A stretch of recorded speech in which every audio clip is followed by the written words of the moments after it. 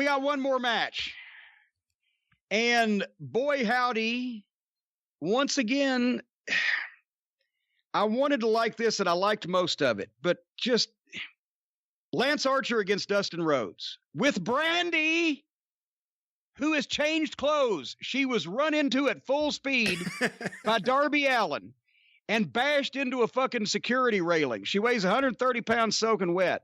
She came back out selling in the end of the match to bring Dustin water because, of course, you know, even though she had internal injuries, he was thirsty. But now she's not only recovered enough an hour and a half later, not even an hour and a half, an hour later, that she can come out smiling, but she's changed clothes. She got that quick examination from the emergency physician from the medical facility and then changed clothes instead of putting ice on the wounds. Well, for the record, I believe they probably filmed these segments on different days, which is why it doesn't matter. I'm not disagreeing with you, although she did look much better in this outfit. Very good at ringside here. But I think that's why she wasn't selling it. There's no continuity. This is wrestling in 2020. They put it together that way. Anyway, I like Lance Archer as a person. I worked with him in TNA. Lance Hoyt, by the way. Everybody changes their name so much. But Lance Archer needs to loosen up. I don't mean stiff work. Loosen his body up and his body language. He is very methodical. He's plodding around. He's stalking around in a methodical fashion. He needs to loosen up his head, his neck, and his body language. He needs to be less methodical and more explosive in certain situations. That's my free advice to Lance, because I like the guy and he works hard. Of course, Dustin, to me, is the star of this company. Every time you see him, he's over 50 years old. He's in the best shape I've ever seen him in. His work is always so smooth. So I'm always interested in whatever he's doing. And, you know, he knew what needed to kick this up a notch. Lance Archer kicks the fucking chair into his face and he gets some color. I wish he hadn't had the red makeup on, because the blood would have looked more impressive without the red makeup. But if you go back and watch this match, what I'm talking about with Lance Archer, and this is stuff that's correctable and easily fixed, and he can kick it in if he feels more comfortable and he gets it from down inside of him. But when he kicked the chair into Dustin's face and Dustin goes down to get the fucking juice, Lance goes up and mugs for the camera. Okay, well, that's giving him a shot so they don't have to take the guy getting color. But after the next 5 seconds, he was just wandering around the ring. He should have been right on Dustin and fucking rip it at his face to go to the break. Put the baby face in jeopardy. As it was, he's walking around hot dogging and Dustin's laying there and he's bleeding, but, you know, boom. When they came back from the break, there's where Lance had Dustin down and was ripping his face in the ring, and he's ripping his bloody face, and you know, that's a great shot. And he gets some heat on Dustin, and they're doing some great shit. As I said, Lance needs more body language emotion. I don't know how to explain this better. When I used to have guys where we'd be watching tape and I would point at something and then I would actually physically do something, the same thing that they had done, but with more oomph to it, as if you're in that situation. I know they're going long, and I'm not saying they have to be Gene Kiniski pace going 100 miles an hour for 30 fucking minutes. But you need to know when to rest and take your breath and when to kick in certain points. At one point, Lance had Dustin selling and turned his back on him to fucking mug for the camera of the blood that was on his hands. And Dustin looked up and saw his back completely turned to Dustin. And Dustin slapped him on the back and scared the shit out of Lance. Did you see that? I did see that, yes.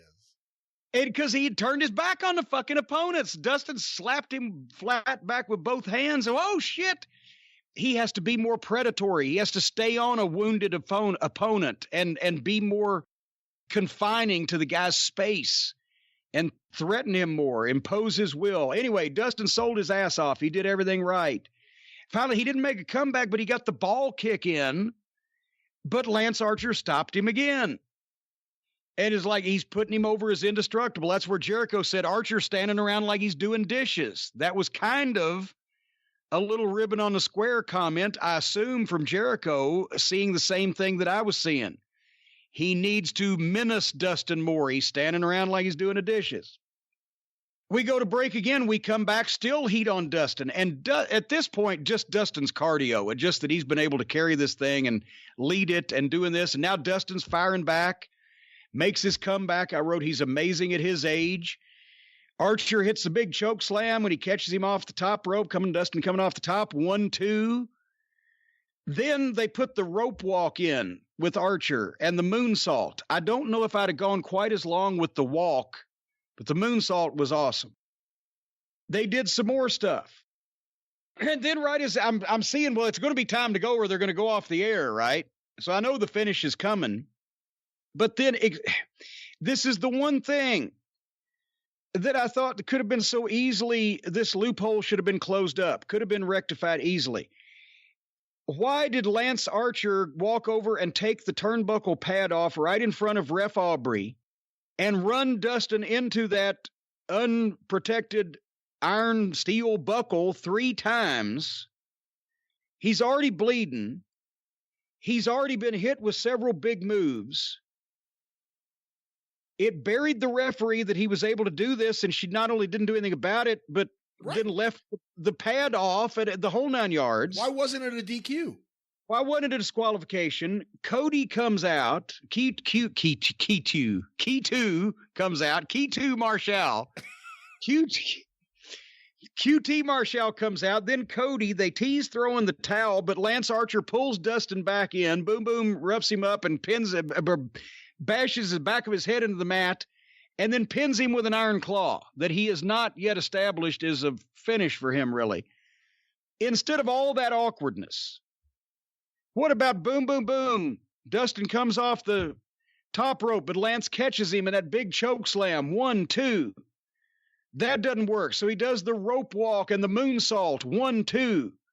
They do what they were doing where Lance is really kicking some ass. And then instead of taking the turnbuckle pad off, what about if suddenly fucking Dustin had started firing up and backed Lance up and shot him off to the fucking buckle? But goddamn, at the last second, there's a reversal and Dustin goes to the buckle. But Dustin goes up and over as Archer charges. So Dustin ends up behind fucking Lance Archer. Dustin goes for the O'Connor roll-up. He pushes Archer into the buckles face first, and he pulls him out and rolls him up. But as he pulls him out of the corner, Archer, trying to hold on, grabs the goddamn fucking turnbuckle pad and pulls it off. So now Dustin has rolled goddamn Archer up with the fucking turnbuckle, but the turnbuckle pad's been pulled off, right? 1, 2... Archer kicks off.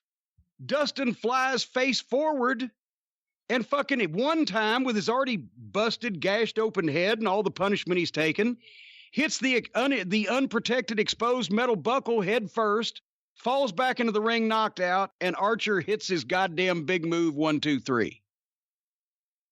Everything makes sense. The referee didn't even see the fucking buckle exposed until it was too late. You didn't see where that was coming. It's not just an attempted murder in front of a cop. It doesn't take 3 times head first into that goddamn buckle. Same fucking result. And it's a fluke. And Dustin's got an out. Does that make sense? Yeah. I mean, like I said, they've been building up Cody versus Lance Archer. So in a lot of ways, the tournament was predictable. You kind of thought maybe but I mean that I don't mean the finish per se, who won and who lost. I mean that specific finish instead of the one that was done. It's still. I didn't like the claw hold. It didn't make any sense. It didn't make any sense. Why claw a guy that's fucking unconscious? The one thing I will give a positive here, and by and large, I enjoyed the match. I think Dustin Rhodes is just fantastic at this point in his career. I hope he wrestles for a lot longer. I hope he's capable of that physically. But I thought Shivani and Jericho did a really good job of establishing what the other outcomes could be. It could be Dustin versus Cody in the main event. It could be Lance Archer versus Cody. What's Brandy going to do if Dustin wins? Whose corner will she be in? Beyond the hijinks. I guarantee you she's going to figure out a way to be in both of them. What, is she going to clone herself? Clone Brandy's in each corner? No, I think she will spend most of the, every 2 minutes, she'll switch corners.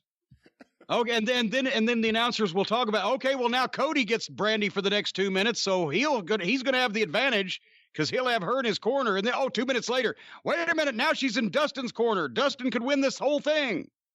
Just do like rotations around the ring. Yeah, just walk around the ring. Well, listen, whatever we want to say about Brandy, let's look on the bright side. At least she's not doing that Nightmare Collective crap anymore. Well, that's true. But anyway, back to this fucking thing. I'm just, once again, it's even with where they're going with Archer versus Cody, they still would have accomplished that. Cody didn't throw the towel in. He just teased it.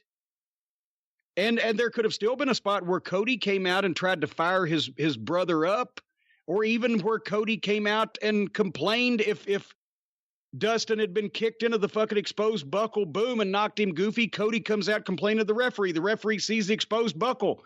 But goddamn, it wasn't done on purpose. It was an accident. And boom, boom, boom, the match is still going on and fucking Archer wins. That to me was not the way to go about that particular thing, by burying the referee and just make it kind of flat at the end. It could have been more oomph after they worked that hard. They went that long. Dustin was incredible. You know, Archer has a lot of potential. They haven't buried him completely yet with a lot of these underneath fucks, but the turnbuckle thing just killed me because, again, on commentary, they're making a big deal. Like, he ripped it right off. Yeah, he did it right in front of the referee. Yeah. Right? It's one thing in not being there and it not being a DQ because the referee didn't see what happened. He clearly, in front of the referee, ripped it off and then rammed Dustin into it. Automatic DQ. I'm sorry. Well, there you go. So that was the program. You know, I mean, and I can take the little tweaks and finishes and things like that. It's not a big deal. This was a good program. If you hadn't had the Outlaw Street Fight tag team match and, you know, the little fucking goof on the program, it wasn't that distasteful. And the stupid stuff with the bubbly bunch. A lot of this shit was good, and they worked hard and over and above what you would expect from an empty building, and you were right, they did do all that stuff in one taping marathon, so everybody was probably tired, so they should be applauded for doing good work, except the shit they put on there that they didn't have to. As we said last week, if they weren't in the position where they'd been talked into hiring guys that are just so outlaw and just can't handle themselves and aren't good enough, or are embarrassing visually, or just whatever, they wouldn't have to be pressing these guys into service now. They would have an entire roster of quality talent that they could be pressing into service, pandemic or no. Hey, what do you think about the idea they announced some matches for next week's show, and it's clear that they're bringing in guys again from the Northeast, they're bringing in guys again from California. I'm not sure where they're taping it. I'm going to guess maybe it is still in Georgia, considering Georgia's restrictions have been, I don't even know if there are restrictions anymore in Georgia. Yeah. But what do you think about the fact that they are now going to have wrestlers coming in from all over the country for their tapings again? Well, but we don't know how they're getting there. You know, I mean, I live in Kentucky. I used to go make shows in New York all the time. Never saw a fucking plane. So the guy's a billionaire. You can get people to travel. You can either get planes for them. They don't have to go commercial. Or you can say, hey, I've signed a contract and I'm paying you $500,000 a year and we're not doing anything. So drive to fucking Florida from New York. That wouldn't be out of the way. Or Georgia from wherever the fuck. If they're having guys from New York and California just willy-nilly bopping through major metropolitan airports, that's, you know, not something I would do, but I don't go through airports anyway. Right, because next week they announced Kazarian, they announced MJF, so they're bringing guys back. As I say, have they finally figured out, okay, we got to have different guys. We can fly them in a corporate plane, or we can get them to drive, and they're going to stay there, and they're going to tape X amount of stuff. I don't know. So I can't blister them for that, but I can sure say, you know, yeah, nobody ought to be flying through airports these days yet. So we'll see what happens.